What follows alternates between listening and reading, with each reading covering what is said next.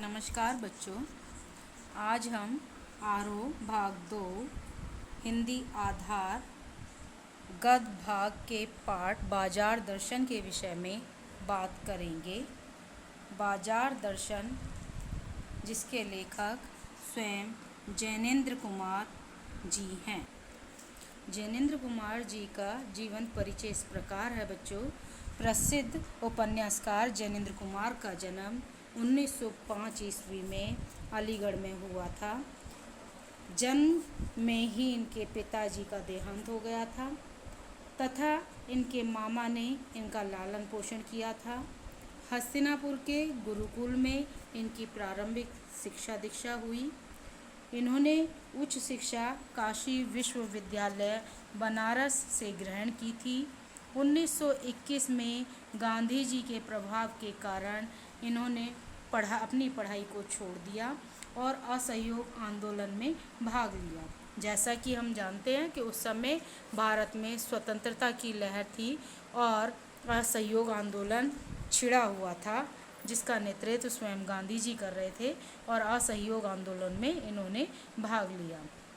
अंत में वे स्वतंत्र रूप से लिखने लगे थे।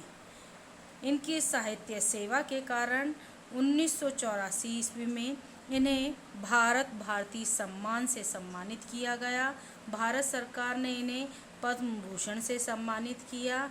इन्हें साहित्य अकादमी पुरस्कार भी प्राप्त हुआ और इनका देहांत सन 1990 में दिल्ली में हुआ था।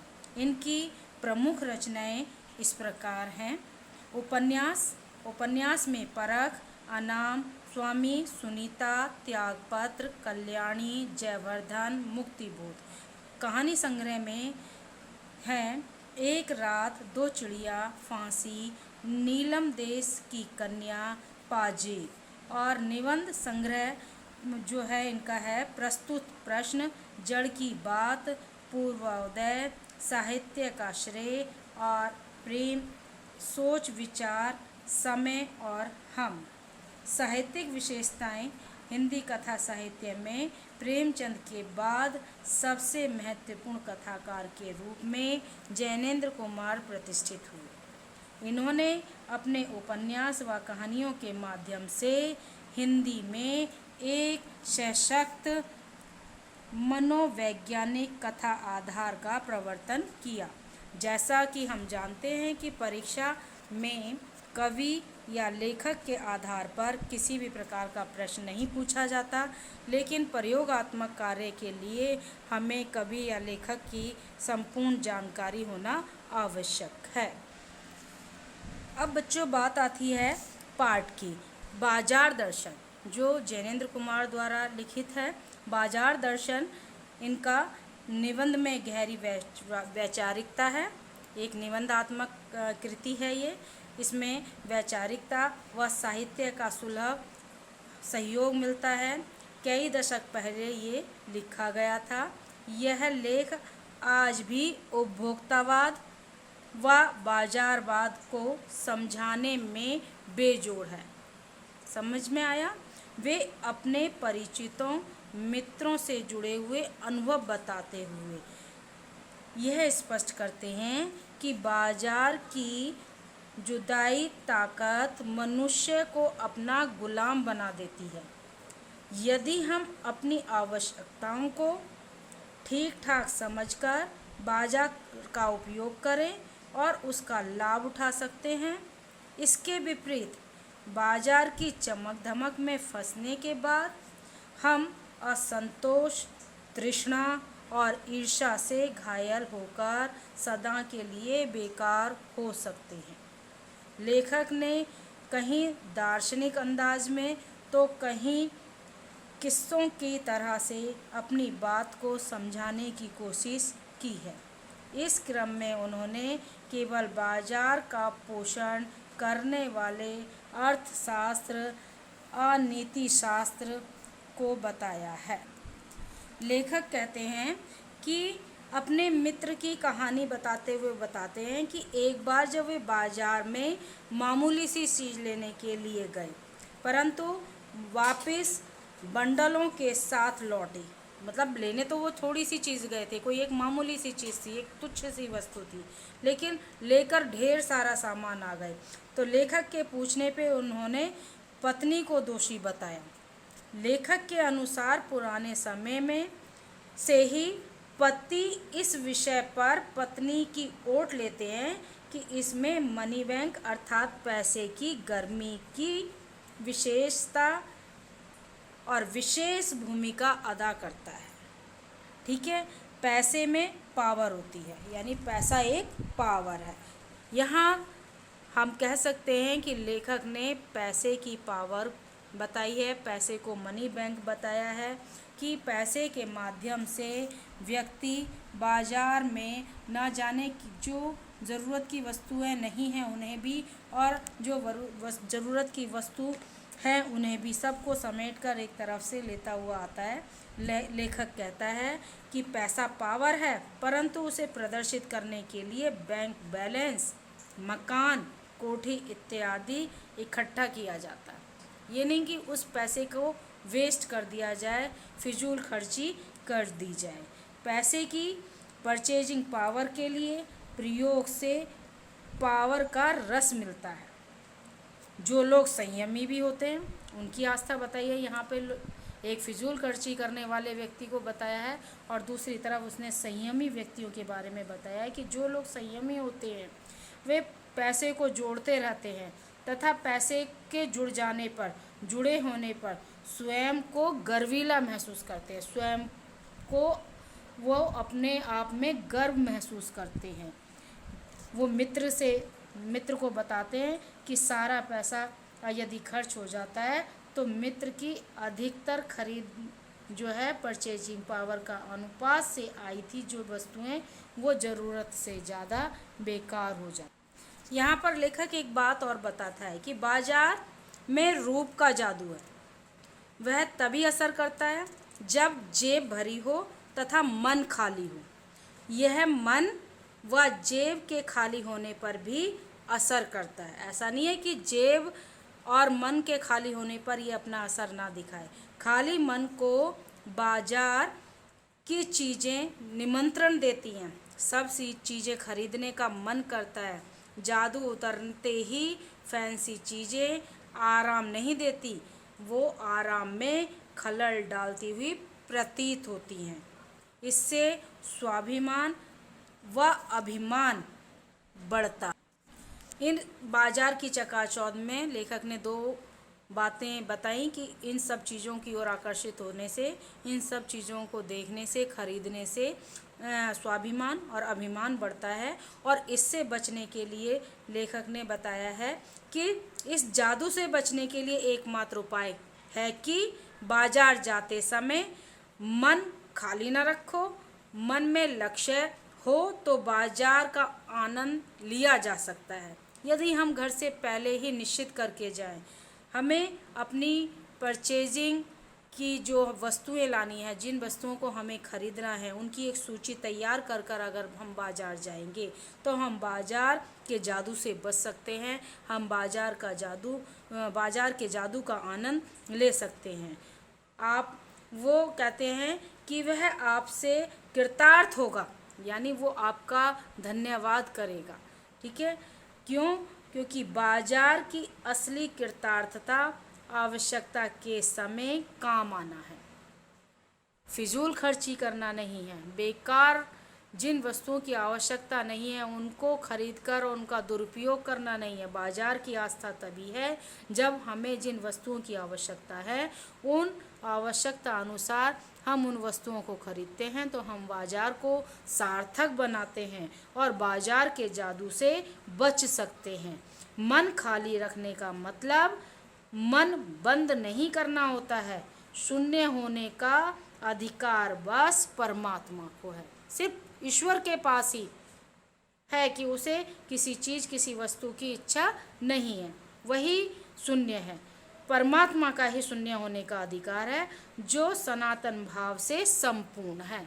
वो अपने आप पे संपूर्ण है, परंतु मनुष्य अपने आप में संपूर्ण नहीं है। मनुष्य अपूर्ण है। मनुष्य इच्छाओं का निरोध नहीं कर सकता। यह लोभ को जीत नहीं सकता, लेकिन ईश्वर इच्छाओं का नियंत्रण कर सकता है, वह लोभ को जीत सकता है। ठीक है, मन की जो इच्छाएं हैं हम उसे बंद नहीं कर सकते, वो हमारी हठ योग दिखाती हैं। वास्तव में मनुष्य को अपनी आवश्यकताओं के आगे अपूर्णता स्वीकार कर लेनी चाहिए। सच्चा कर्म सदा इस अपूर्णता को ही स्वीकृति के साथ होता है। मन की भी सुननी चाहिए, क्योंकि वह उद्देश्यपूर्ण है। इसलिए मन की ना सुने हुए अपने उद्देश्य की हम प्राप्ति नहीं। बाजार की सार्थकता को अधिक सिद्ध करने के लिए बाजार का जादू को ना चढ़े, उसके लिए लेखक ने इस कहानी को आगे बढ़ाने में एक भगत जी की चर्चा की है। भगत जी जो बाजार के चौराहे पर चूरन बेचने का काम करते हैं, वे एक साधारण से व्यक्ति हैं और वह बाजार के चौराहे पर अपनी चूरन की जो है ठेली को लगाकर रखते हैं। मात्र 6 आने पैसे कमाने के बाद बचे हुए इस चूरन को वो वहाँ के बच्चों में मुफ्त में बांट कर आ जाते हैं। उन्हें अधिक पैसे कमाने की इच्छा नहीं है, क्योंकि उनका मन भरा हुआ है,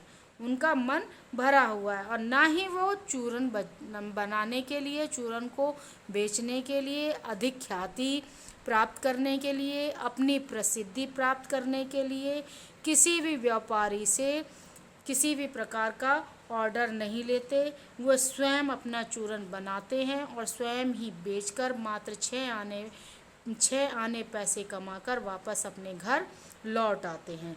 और जब बाजार जाते हैं उस चूरन की सामग्री को तैयार करने के लिए, तो बाजार की चकाचौंध में वो आकर्षित नहीं होते, बाजार की ओर वो ललायित नहीं होते।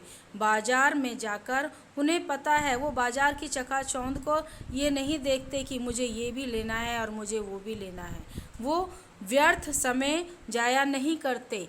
उन्हें जिस वस्तु की आवश्यकता है वह उसी दुकान पर जाते हैं और उसी दुकान से वो अपने साधारण भाव से उस वस्तु को लेकर आ जाते हैं। क्योंकि भगत जी की इच्छाएं सीमित हैं, वो संयमी हैं, उन्होंने अपनी इच्छाओं को रोका हुआ है, उन्हें ज़्यादा अधिक पाने की इच्छा नहीं है। इसीलिए बाजार का जादू भगत जी पर नहीं चलता और बाजार की सार्थकता को भगत जी कायम करने में सफल होते हैं।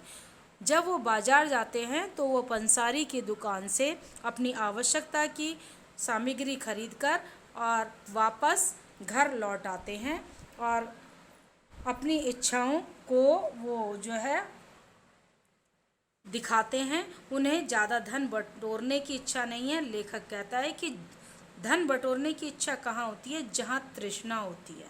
जहाँ तृष्णा होती है वहीं बटोर रखने का स्पृहा होता है। ठीक है, वहाँ उस बल का बीज नहीं है। संचय की तृष्णा और वैभव की चाह में व्यक्ति को निर्बलता और प्रामाणिकता होती है। ठीक है, वह मनुष्य पर धन और चेतना पर जड़ की विजय है।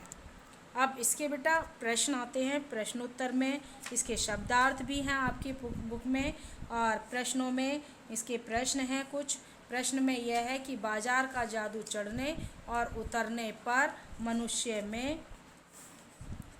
पर क्या असर पड़ता है? तो बाजार का जादू चढ़ने पर मनुष्य पर निम्नलिखित प्रभाव पड़ता है। नंबर 1, बाजार में आकर्षक वस्तुएं देखकर मनुष्य उसके जादू में बंध जाता है। एक बात तो ये हो गई।